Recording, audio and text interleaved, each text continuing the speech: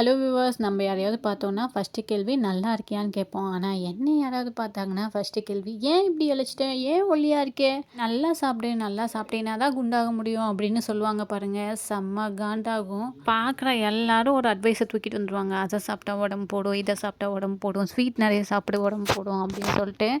சரி, இவ்வளோ பேர் சொல்கிறாங்களே, நம்மளும் ஸ்வீட்டை சாப்பிடுவோம் அப்படின்னு சாப்பிட்டோம் அப்படின்னா தொண்டை அடுத்த நாளே கரகரங்கும், அதுக்கு அடுத்த நாள் சளி பிடிக்கும், அதுக்கப்புறம் ஹாஸ்பிட்டல் போக வேணும். அவ்வளோதாங்க, முடிஞ்சது. இருந்த வெயிட்லேருந்து 2 கிலோ இறங்கிடுவோம். இதெல்லாம் கூட பொறுத்துக்கலாம். இந்த வெயிட் கெயின் பண்ணுன்னு சொல்கிறவங்க எப்படி சொல்லுவாங்க தெரியுமா?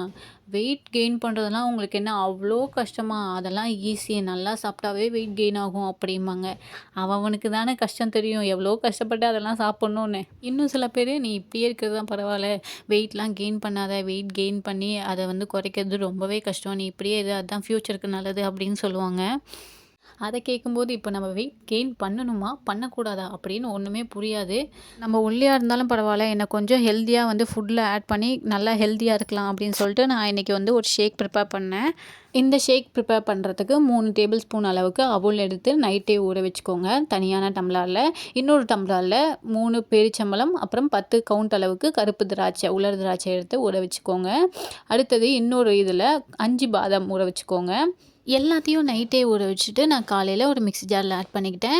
இதில் ஒரு செவ்வாழைப்பழம் ஆட் பண்ணிக்கிட்டேன். அது மட்டும் இல்லாமல் கொஞ்சமாக நடக்கடலை, அது வறுத்த நடக்கடலை தோல் உரித்து ஆட் பண்ணியிருக்கேன். அது மட்டும் இல்லாமல் நீங்கள் அரைக்கிறதுக்கு தண்ணி தேவைப்பட்டதுன்னா இந்த பேரிச்சம்பழம் ஊற வச்சோம் இல்லையா, அந்த தண்ணியை எடுத்து ஆட் பண்ணிக்கோங்க.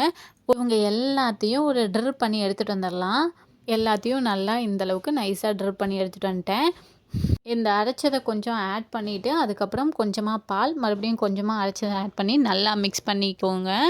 இதெல்லாம் குடித்தா வெயிட் கெயின் ஆகுமான்னு கேட்டிங்கன்னா வாய்ப்பே கிடையாது. எனக்கெல்லாம் வெயிட் கெயின் ஆகலை. நான் ஹெல்த்தியாக இருக்கணும் அப்படிங்கிறதுக்காக தான் குடித்தேன். உங்களுக்கு வெயிட் கெயின் ஆயிடுச்சு அப்படின்னா ரொம்பவே சந்தோஷம்.